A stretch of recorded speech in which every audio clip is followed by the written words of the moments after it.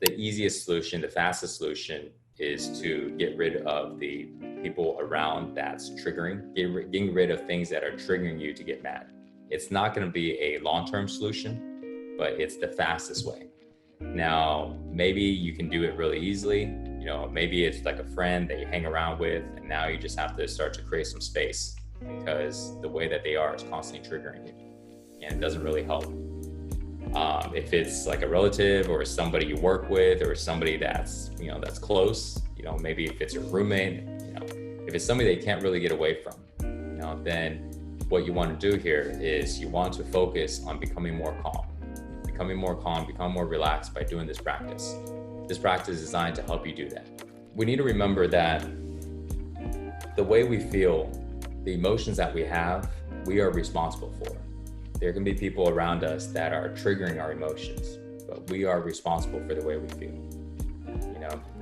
And the easiest way to go ahead and have this person to be less of a trigger is simply just to spend less time. Spend less time not be in the same space as them.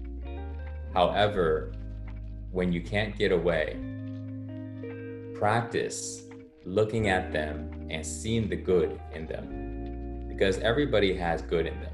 Everybody has good and everybody also has bad. And a lot of times when we're agitated, when we're upset, we seem to see the bad a lot more.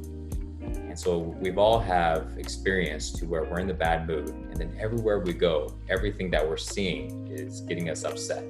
Where you look at something that nothing is wrong with it, but we just aren't happy looking at it. We just don't see any joy from it. And suddenly little things seem to bother us. We suddenly get triggered really easily. And this is because we feel upset inside. However, when we feel good, we're able to see the good in everything as well. So with that being said, everybody has good and bad. And certain people are rubbing us the wrong way a little more because maybe the personalities clash a little more. So therefore, we seem to see a lot more of the bad. But it's a really good practice to be able to see the good in them, because there is good in them. And I'm not much of a religious person, but I remember I had some people I spent a good amount of time with that was really big in Christianity.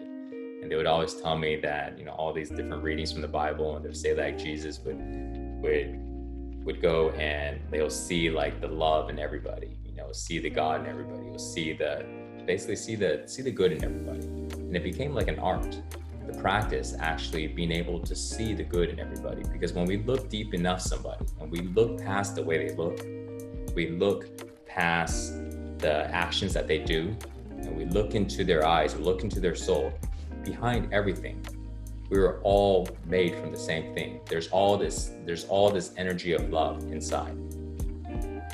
And we have to be able to look far enough. And when we practice looking at that, seeing the love in every single person, over time, we start to become really good at it. And even though on the outside, somebody can be saying something or doing something, but we're able to see past it, we start to be able to develop our understanding. Because in reality, most people are not out to get other people. Most people don't have bad intentions for other people. The reason that it actually happens, the deeper reason, is because they're in some type of fear. They're in some type of lack themselves. And therefore, if somebody is not doing good, it might make them feel better. But it's because ultimately it's still for themselves. So they're not really trying to hurt somebody just because they want to hurt people. They want to get on someone's nerves.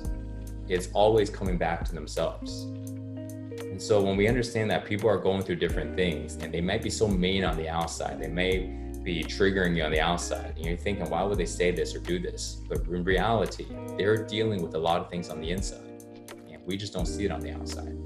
If you ever wonder, why does somebody discourage me in this way? You're trying to go ahead and accomplish this thing, and this person, you wish this person could encourage you and believe in you, and this person says, you can't do it, you're gonna fail, that's never gonna work. And you're wondering, why would someone even say that to you? The reasons why is because the way that people talk to other people is the same way that they talk to themselves. If we look inside of our mind and we hear the inner dialogue that's happening inside of our head, we'll find this to be exactly true, 100%. The way that you talk to yourself, the words that you use, the perspective that you have of yourself and your life is the same advice that you share with somebody else. It's the same way that you talk to other people. So therefore, when people are saying negative things to you, just realize that they are also saying negative things to themselves. You know, instead of looking at it as they're trying to attack you, you can look at it as, man, I wish this person could have more love for themselves, because they would feel better and they wouldn't spread that with everywhere else. You know, so that type of understanding, you know, helps us be able to not get triggered as much.